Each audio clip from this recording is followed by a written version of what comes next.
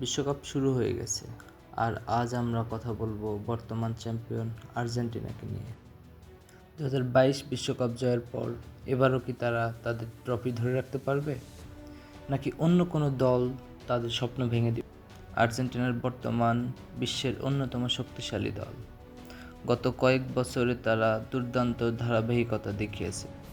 দলটিতে অভিজ্ঞ খেলোয়াড়দের পাশাপাশি রয়েছে বেশ কিছু প্রতিভাবান তরুণ ফুটবলার, যারা যে কোনো ম্যাচের মোড় ঘুরিয়ে দিতে পারে।